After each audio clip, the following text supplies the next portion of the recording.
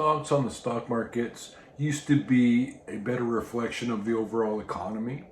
But as you know, and I know, and everyone you know knows, the economy right now is in a lot of trouble. It's a little bit clumsy, and there's a lot of risk factors that are all coming together at once.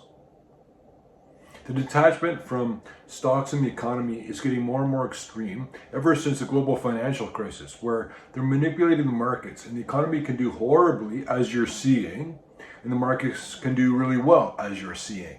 Here's the issue: is that the detachment is so extreme right now, and there's always this elastic force or this ethereal connection trying to pull it back to fair value, trying to pull it back to what it should be representing, where they can manipulate the markets, and I'll tell you exactly how they do that in this video. But at the same time, the economy can rot beneath the surface. So even though they can manipulate it further than it should have gone, as this bubble inflates, when it snaps back, as it will, it could be financially horrendous for everybody.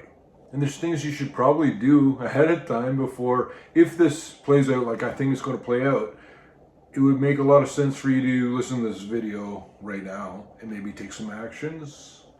I'll even tell you how I'm playing this entire economic situation that we're finding ourselves in. You gotta wait for that one at the end of the video. Please click like on the video if you haven't already. If you want the Peter Leeds app or to become an insider or the world famous stock picks, it's all at the website and also links below. But I always tell you about the pendulum effect, where markets will go too far one way and they go extreme, and then when they do turn around and start coming back, they don't go to fair value. They overcorrect to the other side.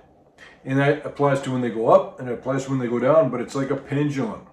Put simply, the markets have been manipulated and controlled through things like quantitative easing, monetary creation, job owning, interest rate cuts, inflation, and a tremendous endless stream of dishonesty and lies. Some of it is a direct lie. Some of it from the politicians telling you the economy is good. They're lying to you to get what they want to have happen. But sometimes these politicians and the people in power and some of the financial gods that we all worship have no idea what they're talking about. So that kind of puts us in a really precarious situation.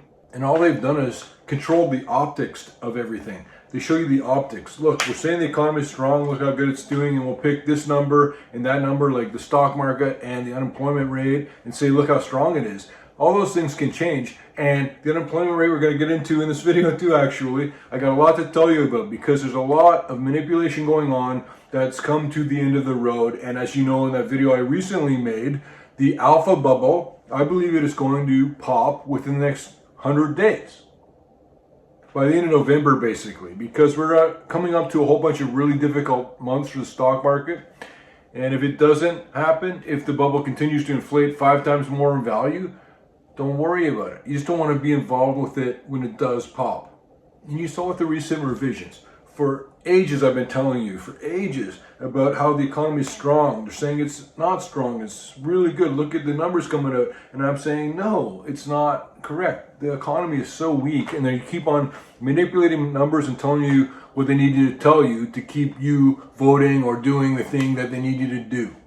Then you see the revisions come in where they say, oh my goodness, we were wrong. Peter Leeds was right. We've got 100,000, another 100,000 jobs, less than we thought. Last 2 months were the most downward revisions, I believe, in history. While they're paying for everything and keeping everything going by taking on debt, especially since we only get 50% of the money we need and that we spend from tax revenue from American people, and everything seems to be getting worse, where the low wage growth is not keeping up with inflation, which is now ramping higher. And you've got all these zombie companies lumbering around like golems in the American economy. Zombie companies where they're just paying the carrying costs on the debts to not go out of business. Or even worse, zombie king companies where they're not even paying the carrying costs.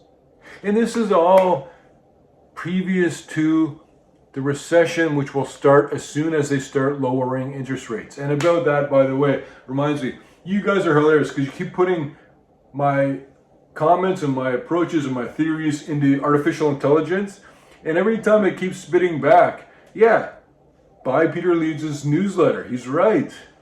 I'm paraphrasing, but there's never been any kind of warning or concern from artificial intelligence for doing exactly what I'm doing. It was talking about how interest rates lower, and that's when recessions typically begin. Now, you know it, I know it, artificial intelligence knows it, but nobody else knows it. This is such an opportunity. So many people don't even know what they're looking at right now. After 16 years of a endless upmarket, there's so many people who are going to be offside, and there's so many opportunities for you to be onside before this goes where you think it's going to go.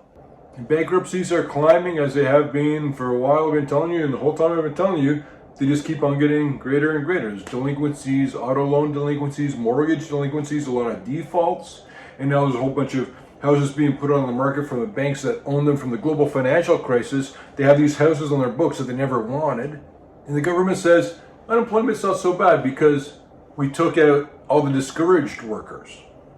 If you're a discouraged worker, one of my business coaches always said, turn your biggest obstacle into your biggest opportunity.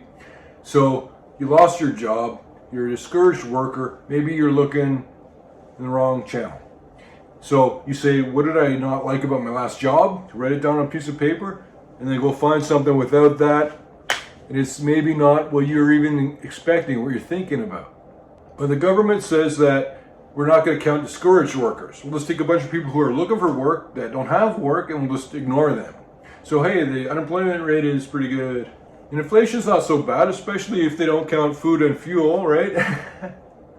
And GDP can come from a lot of things, but it comes from military spending and hiring government workers. Now, any president, whoever could say, hey, let's get the GDP up and just hire a bunch of government workers. The real trick is to get rid of a lot of government workers that are not necessary, keep the ones that are necessary, give them the tools they need, pay them appropriately. And also they have the U6, they got the U3. They look at different unemployment numbers. It confuses you, it confuses me, and it's completely just trying to get the optics right so that you don't panic and sell all your shares and realize that the economy is falling apart, so you might want to own some gold. Debt loads are hitting all-time records. Right now, they just hit another all-time record. And again, the carrying costs on the federal debt is hitting an all-time record. It's at about 1.3 trillion right now, 1.2 trillion. It just broke 1 trillion for the carrying costs on the debt recently. It feels like a week ago. The balance of trade is close to as bad as it's ever been, and we're always sending money out to buy stuff from other countries and manufacturing nothing here and selling very little here in comparison. And manufacturing has been declining month by month by month by month for quite a long time now. This is all happening while stocks are hitting all-time record highs. The recent economic revisions we saw was an all-time record high for the size of the revisions. Bitcoin is hitting all-time record highs. Real estate is at all-time record high prices. Gold is close to all-time record highs. Complacency is extremely high. Investor confidence is extremely high. Don't you guys see how this is all going to end? We're in a bubble, a big alpha bubble. And I told you, we got about 100 days before I think it's going to pop. I think it'll happen in October, but we'll see how it goes. And one of the things, the most important factor for a bubble to exist is that when you say you're in a bubble, to have a lot of people tell you that you're wrong, to argue why it's not a bubble. But I'll ask you a question. If you don't think this is a bubble, across all strata, big alpha bubble, what are you waiting for? What more could you possibly need to see? This is exactly how I felt right before the dot-com bubble. And I wrote in an article about how this trend of the NASDAQ, it's an actual impossibility to continue on the trend it's on. It's not possible. 100% not possible. And that was 3 months before the dot-com bubble burst. That's where we're at right now. This is exactly how I felt then. This is how I feel now. It doesn't matter if everybody else is collectively wrong. This is what I clearly see happening, and maybe I'm wrong. I'm hoping so too, believe it or not. Plus, the worst thing for stocks is uncertainty, and you've got the tariff uncertainty. Now, military uncertainty, you got Russian subs and American subs moving around the world, and the price of gold isn't higher, there's an opportunity. The sad part of all this is that it affects all people, you and I, just regular people. We're just trying to do our thing, live our lives. And these decisions and these tides all affect you. With inflation and hourly wages and employment rates, 70% of the economy, the American economy, is based on consumption. You and I buying stuff. And now we're buying less, although we're spending just as much because things are more expensive. But we are buying less. And now we're about to start buying less just because we can't even do what we're doing already.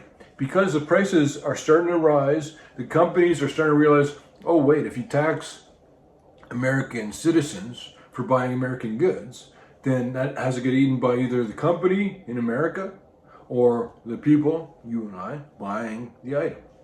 What I'd expect, if you want to listen to my opinion, is that you should expect the unemployment rate to go up a lot higher. The real unemployment rate compared to what the government tells you is two different things, but even the government's measure will be double digits. Absolutely expect a recession, and nobody's listening to me because I've been saying it, talking about it since too early. Because I saw this economy was unsustainable on its trajectory because it's all based on just putting everything on the credit card. I know people who live like this in their day-to-day life. They always seem like they're doing pretty well until it suddenly just becomes the end of the road. And I'd suggest, especially at a time when there's an inflating bubble, is to ignore the opportunity costs. If you own shares of Palantir, which we talked about at $7 and it's now at who knows what price it's at, who cares? Sell some of that, in my opinion, because the threats from the bubble will be bigger than any opportunity cost where you say, if I bought that stock and I didn't because it was a Mag 7 and Peter Leeds told me not to, and so you didn't buy it, and then it goes up in price, that's money you would have had if you hadn't listened to me.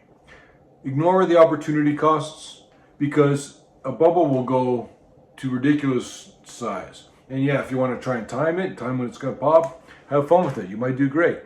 I'm saying just walk away from the madness. The train is going off the rails. It might do it here or a mile down the road or before it hits Denver. It'll happen. Here's how I am playing this coming collision between the reality of the economy into the disreality of the stock market.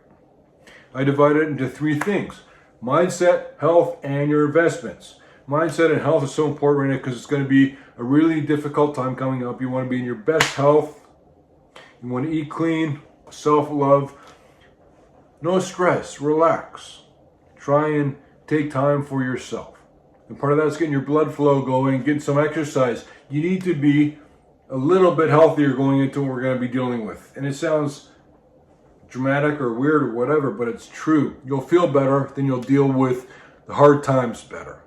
Just whatever level you're at, be 1% healthier, 1% more fit, 1% more active.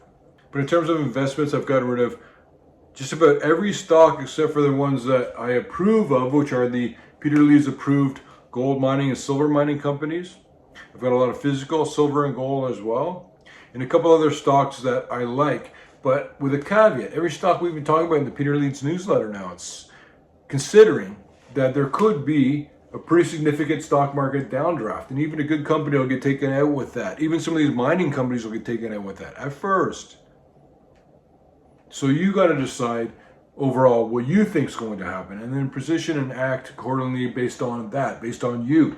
And don't blame anybody else. If I'm right, they'll give me credit. If I'm wrong, they'll give me credit. Please click like on the video if you haven't already. If you want the Peter Leeds app or to become an insider or the world famous stock picks, it's all at the website and also links below. We love you guys. We'll see you on the next video.